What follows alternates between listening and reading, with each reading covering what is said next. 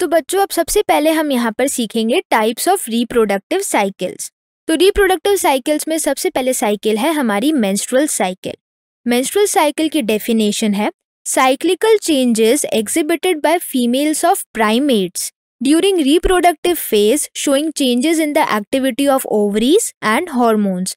तो ऐसे cyclic changes जो कि प्राइमेट्स की फीमेल के अंदर हो रहे हैं रिप्रोडक्टिव फेज के टाइम पे, जिसमें बहुत सारी एक्टिविटीज अफेक्ट हो रही हैं, यानी जैसे कि ओवरीज और हार्मोनल चेंजेस जो उनकी बॉडी में देखने को मिल रहे हैं।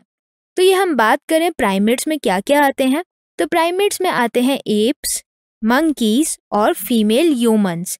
ये सारे एग्जाम्पल होते हैं प्राइमेट्स के जिनके अंदर होती है मेंस्ट्रुअल साइकिल।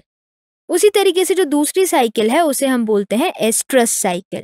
एस्ट्रस साइकिल की डेफिनेशन है cyclical changes exhibited by females of non primates during reproductive phase.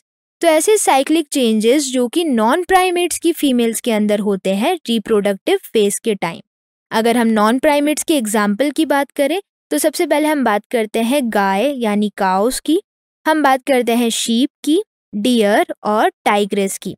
तो ये सारे एग्जाम्पल होते हैं नॉन प्राइमेट्स के और इन सभी की फीमेल्स के अंदर देखने को मिलती है एस्ट्रस साइकिल।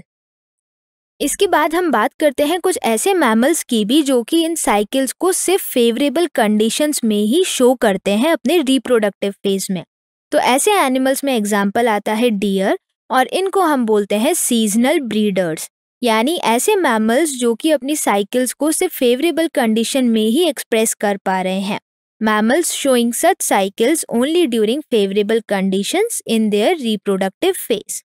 उसी के ऑपोजिट हम यहाँ पर बात करते हैं कुछ ऐसे मैमल्स की जो रिप्रोडक्टिवली एक्टिव रहते हैं हमेशा throughout their reproductive phase, जैसे कि ह्यूमंस। तो जो ह्यूमंस हैं उनको हम बोलते हैं कंटिन्यूअस ब्रीडर्स, क्योंकि ये कंटिन्यूअसली रिप्रोडक्टिवली एक्टिव रहते हैं हमेशा अपने रिप्रोडक्टिव फेज में। बच्चों अब हम यहाँ पर सीखेंगे इवेंट्स इन सेक्सुअल रिप्रोडक्शन। तो यहाँ पर हम 3 कैटेगरी में इवेंट्स की बात करेंगे। सबसे पहला इवेंट होता है प्री फर्टिलाइजेशन का, जिसके अंदर हम सीखेंगे गेमेटोजेनेसिस, और दूसरा गेमीट ट्रांसफर।